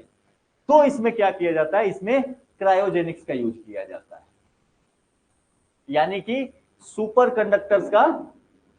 बेसिकली क्रायोजेनिक्स का डायरेक्ट यूज नहीं है, यहाँ पे यूज किसका है, सुपर कंडक्टर्स का। बट इन सुपर कंडक्टर्स को क्रायोजेनिक टेम्परेचर पे रखा गया है। बात समझ में आई? तो काफी अच्छा क्वेश्चन था, काफी डिटेल में इसको जानने की जरूरत थी। तो सुपर कंडक्टर्स आपको चाहिए इसलिए ताकि एनर्जी का लॉस ना हो, स्ट्रॉन्ग मैग्नेटिक फील्ड जनरेट कर पाए। अब क्योंकि सुपर कंडक्टर आपको चाहिए और वो अचीव ही होगा आपको अभी के टेक्नोलॉजी से ऑन द क्रायोजेनिक टेम्परेचर, तो इसलिए क्रायोजेनिक का यूज यहाँ पे आपको, ठीक है। तो ये लॉजिकल क्वेश्चन था, आपको कैसे रिलेट करने का, ठीक है। बाकी इसमें टेलीमेट्री में अभी तक कोई डायरेक्ट यूज नहीं है, फ्यूचर में हो सकता है हो जाए, अभी के लिए नहीं, ठीक है। क्लियर है ये? जिसको नहीं समझ में आई एक बार फिर से बोलोगे, I will explain it again. But आपका कॉन्सेप्ट क्लियर होना चाहिए कि ये कैसे गया, ये कैसे हुआ।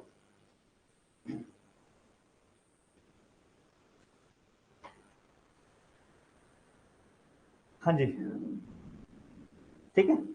चलो इसके बाद वाला, liquid hydrogen, liquid oxygen, liquid hydrogen and kerosene. Semi cryogenic में यूज होता है।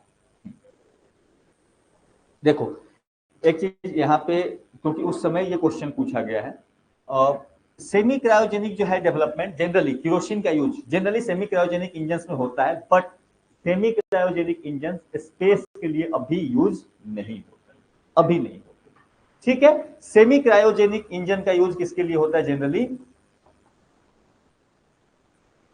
एयरक्राफ्ट में यूज होना शुरू हो गया, ठीक है, केरोसिन में। तो ये यहाँ पे ध्यान रखेंगे, रॉकेट प्रोपेलेंट के रूप में यहाँ पे केरोसिन नहीं है, hydrogen is a rocket propellant, ठीक है। ये सॉलिड स्टेट का प्रोपेलेंट है जो कि आपको यूज होता है, हाइड्रोजन, ठीक है। लिक्विड भी यूज होता है। हाइड्रोजन एंड ऑक्सीजन में तो कोई डाउट ही नहीं है, फ्यूल सेल के तौर पे वो आपका वही यूज होगा।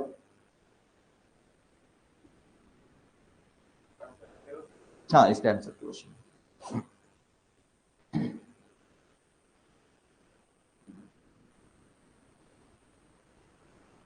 चलो इसके बाद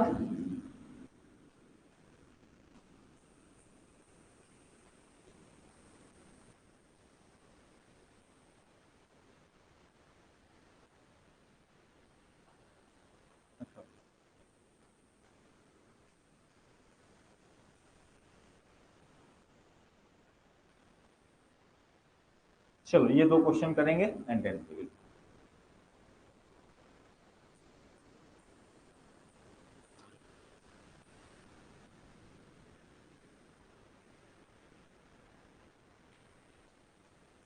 डिस्कवरी क्या था, उसका क्या ये था, अपने को वहां नहीं जाना है, ठीक है। सिंपली आपसे पूछा गया, आप अपने कॉन्सेप्ट के बेसिस पे इसको आंसर कर पाएंगे कि नहीं कर पाएंगे। और ध्यान रखना, अच्छा पहले कर लो फिर मैं ध्यान करवाऊंगा कि हाँ फोकस करना है। हाँ जी, option A, B, C, D, okay. देखो यहां पे सवाल इतना सा है,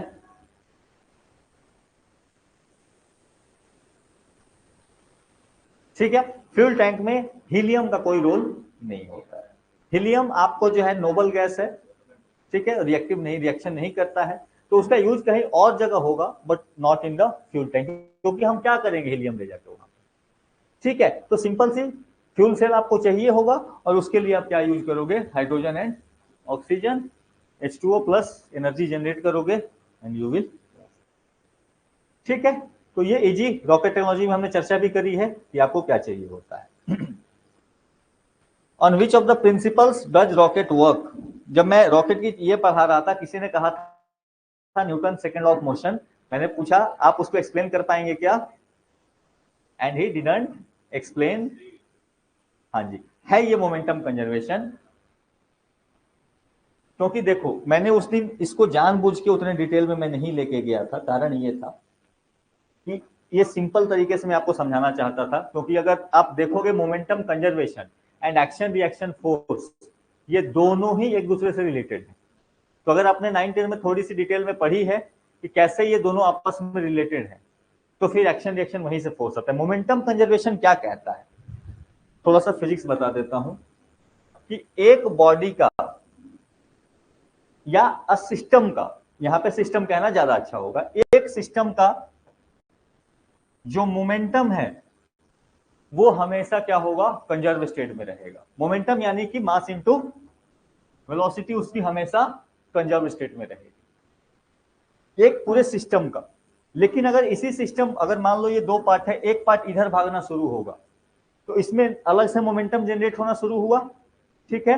तो इसके मतलब कि इसके रिएक्शन में, यानी इस मोमेंटम कंजर्वेशन, मोमेंटम को कंजर्व करने के लिए इस पार्ट को इस डायरेक्शन में मूव करना पड़ेगा, ताकि, क्योंकि इनिशियल पीरियड में जब ये बॉडी रेस्ट में थी तो इसका मोमेंटम कितना था, जीरो था, वेलोसिटी जीरो है, तो इनिशियल में ये बॉडी रेस्ट में पड़ी है, तो मास इसका कुछ भी हो, वेलोसिटी जीरो है, तो मोमेंटम इसका क्या था, जीरो रहनी चाहिए।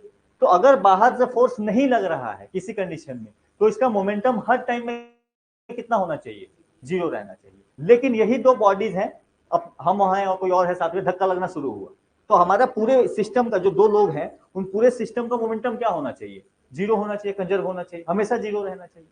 अब मान लो इसने, इस बॉडी ने इसको धक्का देना शुरू किया इस डायरेक्शन में, जैसे ही धक्का देना शुरू किया तो इस पे एक वेलोसिटी, इस पे v जनरेट होगी, कुछ वेलोसिटी आई इसमें, एक्सीलरेशन से लिंक होकर आएगी, वो जैसे भी आए एक वेलोसिटी इसमें आएगी।